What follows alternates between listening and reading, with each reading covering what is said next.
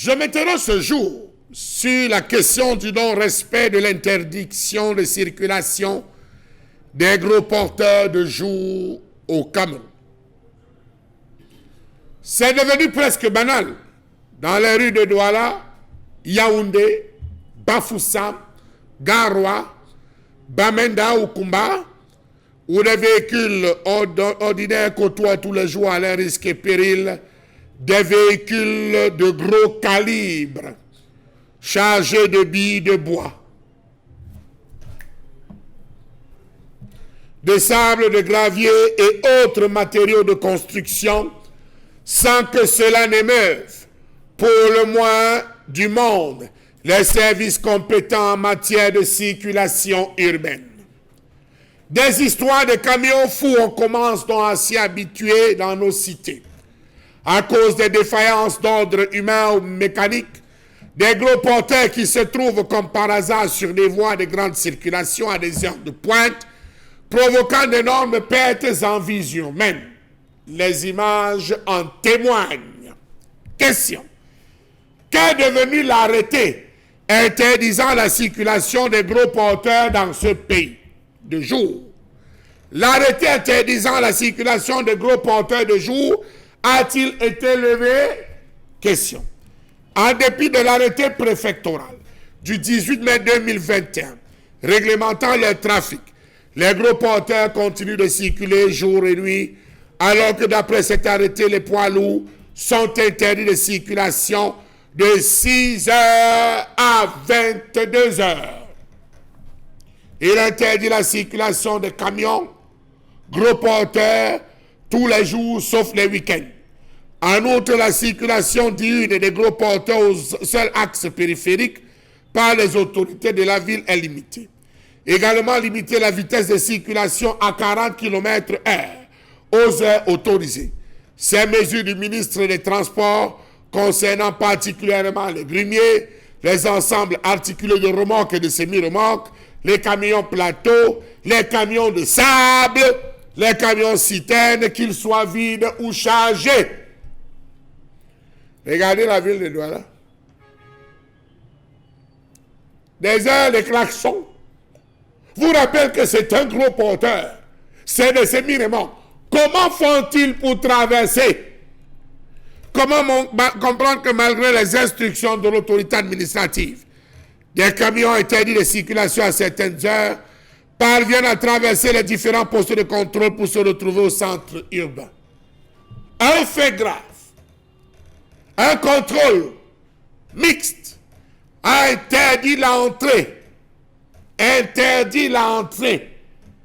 des camions, des semi-remorques transportant des billes de bois. L'appel est venu de Yaoundé. Nous sommes comme ça à la sortie de Yabassi. L'appel est venu de Yaoundé, où on a demandé de laisser rapidement passer. Y a-t-il des gens qui soient au-dessus de la loi au Cameroun? Autre fait. À l'entrée de la ville de Douala, venant de Yaoundé,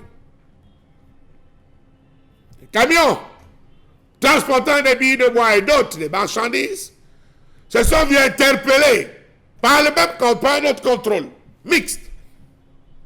Qu'est-ce qu'on a fait? On a levé tout simplement quelques jours plus tard ce contrôle à cet endroit parce que, disait-on, ils n'avaient pas le droit d'interpeller les affaires d'un X ou d'un Y. Y a-t-il donc des gens dans ce pays qui décident de violer allègrement la loi? Question. Qu'est-ce qui peut expliquer l'inertie caractériser des personnes physiques ou morales chargées de faire respecter les textes en vigueur? Qu'est-ce qui peut expliquer ce refus tacite de sanctionner au besoin les fautifs et autres récalcitrants? Laxisme, trafic d'influence, inertie, incivisme, tolérance administrative, toutes les hypothèses sont avancées pour expliquer l'inexplicable. Sauf qu'en se perdant en conjecture, des innocents continuent à perdre la vie par inconscience ou par égoïsme des autres. Comment comprendre que personne n'ose jusqu'ici lever et crever l'abcès?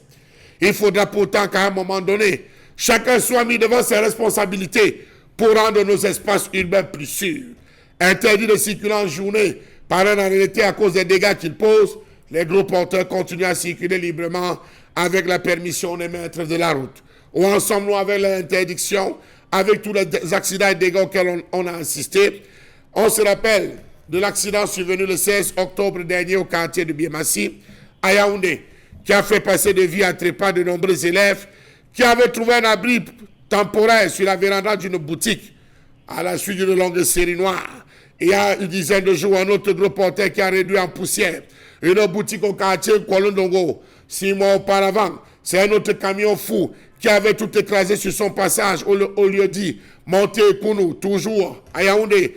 Plus grave, l'histoire semble se répéter. Le 30 septembre, c'est un camion transportant un conteneur de 20 pieds qui a amorcé une descente incontrôlée au carrefour de Koti.